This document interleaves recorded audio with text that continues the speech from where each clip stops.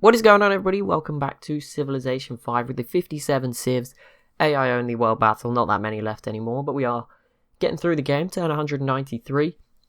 And just a quick note, the next 4 episodes, maybe a bit more, will have to be a bit shorter than normal, sort of 15 minutes instead. I do apologise, but I'm just super busy at the moment, so I'm going to have to cut back on those. But yeah, I'm sure you'll understand. So Egypt has peaced out with the Songhai. That was not really going their way anyway, so I think that's probably a good move. And they've gone straight after Ethiopia, which is actually really exciting. Not sure who. I feel like Egypt. I feel like they're pretty well matched, but Egypt sort of has a position. Egypt, everyone's here. Ethiopia is more spread out, so Egypt probably has an advantage. At least with this city, maybe they grab Mecca as well, but I don't think they'll get everything. Korea joining is a bit scary for Ethiopia. These boats will do some damage, but I don't think it's the end of the world. And the Iroquois have just grabbed the Manhattan Project. So 4 pretty big events in pretty quick succession there. Songhai have denounced Egypt, so that was one turn. You couldn't even make it through the same turn without denouncing them again. That is hyper aggressive. There you go. I guess aggressive and expansive AI is on. That would make sense. Oh, poor Carthage. No, this happened a while ago, didn't it? But still, that is rough. Those citadels, not what you want. And oh, there we go. It's been a while since I recorded this, so I wasn't even expecting that to happen. Korea grabbing the Mongolian capital. That is a big blow. Mongolia, one of those civs who are probably in the top 10 at the moment, or were definitely in the top 10 on score. But losing your capital is certainly going to drop them down a peg. And it could, yeah, I mean, they're probably still going to squeeze in if they keep what they have now, because they're not even a bad civ with what they have left. But it is starting to unravel a little bit. And Korea starting to pull away, certainly winning the game now. I think that is. The Iroquois just haven't really done anything for a long time. I know the Iroquois are bigger, but Korea's now starting to match them for size. So yeah, that is a big blow to Mongolia. I don't know if Korea's overtaken them. Probably not, but we'll see. Land, yes, the Iroquois is still the biggest. Obviously, they have a lot of sea tiles. But Korea still up there with the highest literacy, the highest soldiers. So I'm sure they will. Oh wait, that was mine. I thought the average was 42,000. No, the average is 319,000. Okay. That's okay then. Samoa's doing something bad. Their happiness is really struggling. Maybe we'll see a revolution for them. 2 cities falling in one turn. And South Africa, there we go. Obviously this war broke out with the Congo towards the end of last episode. We saw South Africa grab 1 city off them. But now, in return, the Congo have conquered 2. And then South Africa get 1 back. So these 3 cities are on the border. Potentially 4 as well if this one gets involved. Going to be traded a few times here. There could be like a big winner here if someone. I mean, they each owned 2 of them initially, so. No, wait, sorry. I think Congo owned this, and then South Africa took it, then Congo got it back. Yeah, Congo have owned this, so. Congo have 3. So far, no cities have changed hands overall, but you could have like someone. Particularly if South Africa gets all 3 of them, that would be really big. Obviously, Congo would have to do more to grow. They'd have to push deeper into South Africa. But yeah, if the border area falls to South Africa, then that's certainly to their advantage so far. We'll see how this plays out.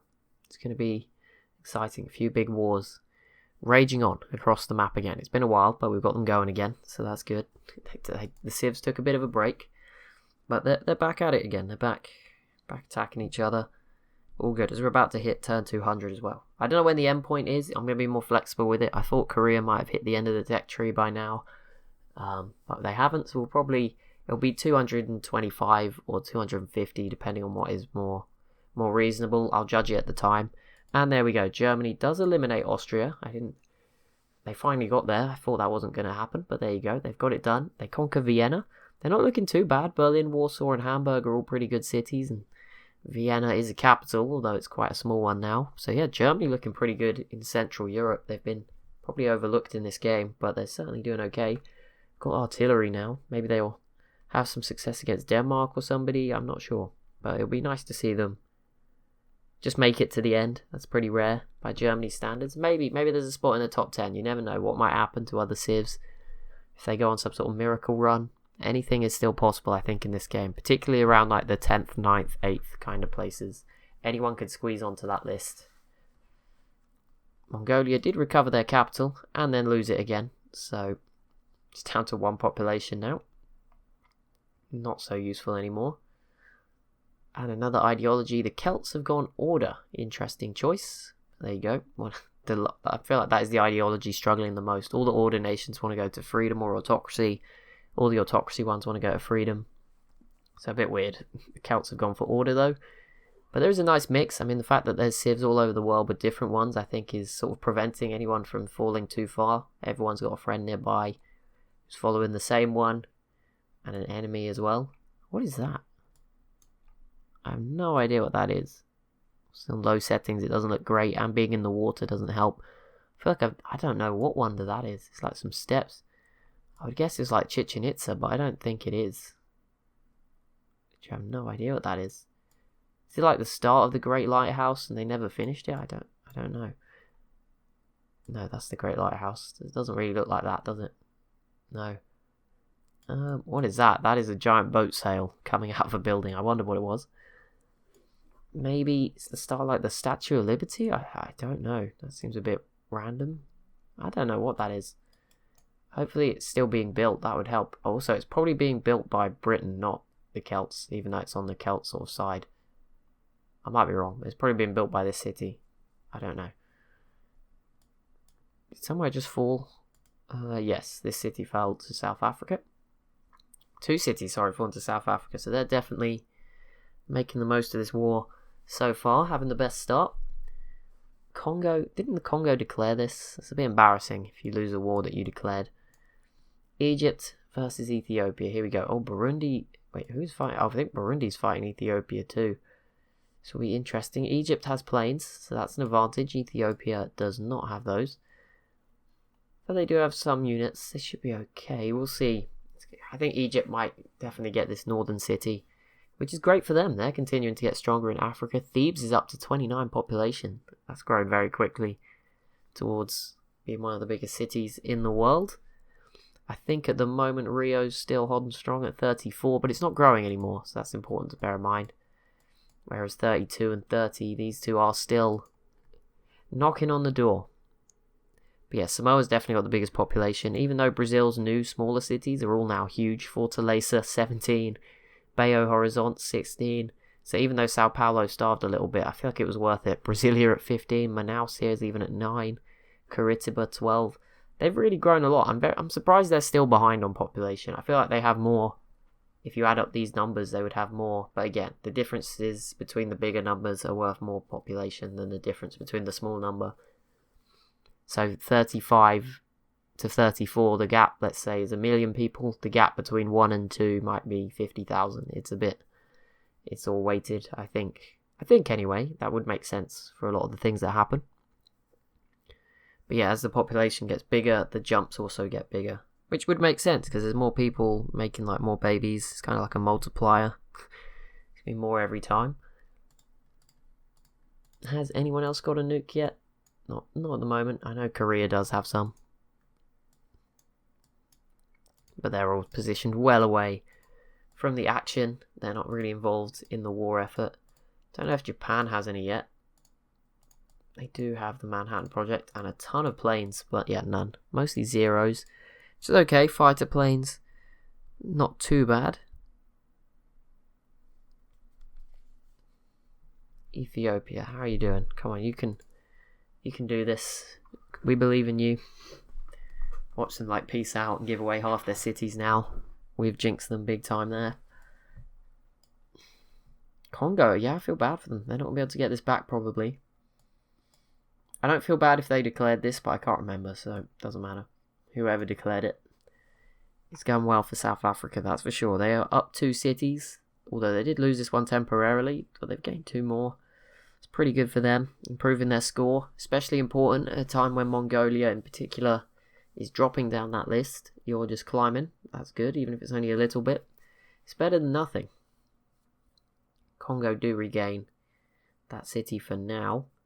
But yeah, I feel like South Africa have more. Congo looking a bit light on units already. Once you get through that sort of swarm of artillery, there isn't much left. To be fair, it's quite impressive. Korea made it through. Someone counted and said Mongolia had over 30 artillery units, but Korea not dissuaded by that. They've kept going, just pushed on through. So that's quite amazing. I mean, Korea might get an amazing peace deal yet as well. Belgium completes the Manhattan Project, so I think someone corrected me. I assume your comment was talking about this and said it was Brazil who got it quite early. But yeah, but I thought it was Belgium, I think, but it was Brazil. So there you go. But Belgium has also now completed the Manhattan Project. Again, it's going to be a while before they get nukes, because they have to go to the next technology and have finished the Manhattan Project and stuff. It's not particularly easy process to get nuclear weapons. I feel bad for the two Sicilies, because they look like they could probably match up well against Belgium, but obviously they have such a tech disadvantage, you'll just never work out for them. Like, they seem like they probably have the most units. Maybe not, Belgium does. Okay, actually a lot of the Europeans have a lot, I don't know, but the two Sicilies were in the top 10 for manpower when it showed up. Obviously that's not always accurate, because some civs are in wars and have lost stuff, so it's hard to tell. But at the time they were in the top 10, but again, it's quite old units. Even these steam frigates, as good as they are, won't be super useful anymore. Especially against the civs that are much better at technology. Brazil trying again against the Mayans. I don't think they're committing enough really to get anything done, but we'll see. Morocco pieces out with Persia. Songhai and Denmark. And the Songhai and the Celts also piecing out. So there you go, Songhai and a few less wars. They're still taking damage. No, I think it's from South Africa, but I don't know who's damaging them in the middle. No idea who that is. Where's Brazil trading with? That'd be quite interesting. Brazil trading with the Songhai? No, Benin. Oh, and the Songhai. Okay. Interesting. So many units in the southern Atlantic. There's just not been enough wars. There's even more in the North Atlantic from all these civs. Oh my goodness. There's a lot of units out there. Even the Pacific is just full of units. Look at Australia. Even they're now stacked up with their unique unit. Brazil completes the Great Firewall ahead of Korea, which is a surprise. I mean, obviously we can't see how close they are for technologies, but maybe they're right next to each other. Brazil has just entered the information era as well. I mean, I have no idea if Brazil... I assume they're not ahead of Korea, but I maybe we've missed Korea enter the information era, but that is quite impressive. Regardless, really. So, well done, Brazil. That certainly did not realise they were doing that well, but they do look very powerful now. With all these extra cities as well, they look very, very promising going forwards.